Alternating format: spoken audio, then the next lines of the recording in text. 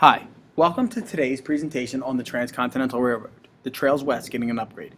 The purpose of this presentation is to help you gain a deeper understanding as to how and why the railroad was built.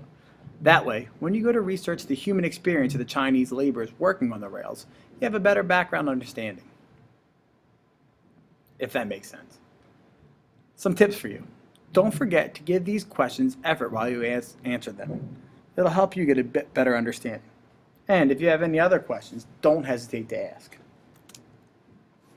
As more Americans began rushing west in the 1800s, the nation needed a way to transport people, goods, and information more efficiently.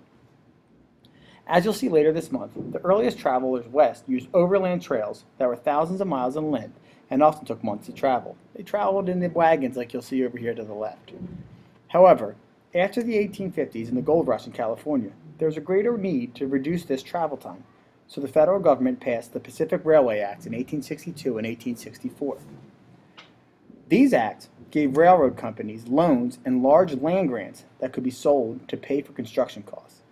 In the end, Congress had granted more than 131 million acres of land to the railroad companies, and in exchange they built the railroads that would cross the United States. You can see here's a map of it up here. Two companies set out, the Central Pacific and the Union Pacific. In February of 1863, the Central Pacific set out eastwards from Sacramento, while the Union Pacific started building west from Omaha in the end of that year.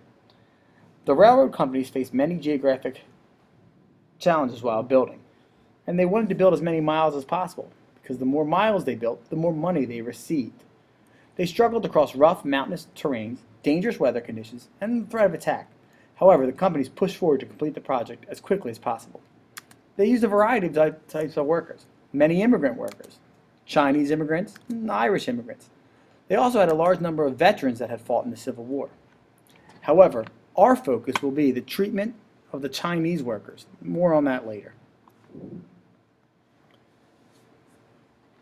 Finally, on May 10, 1869, a golden spike was used to connect the railroads and tie the joining two tracks together. The ceremonial golden spike was driven into the track by Governor Leland Stanford, the president of the Central Pacific. However, the ceremony wasn't without some humor. According to one eyewitness, quote, Governor Stanford, president of the Central Pacific, took the sledge, and the first time he struck, he missed the spike and hit the rail. What a howl went up. Irish, Chinese, Mexicans, and everybody yelled with delight. He missed it. Then, Stanford tried it again and tapped the spike. In 1869, the government's dream was complete. A railroad was built all the way across the United States, many of it on the backs of Chinese laborers who were mistreated. Your job over the next few days is to look at what specific dangers they faced as they built this railroad. Good luck.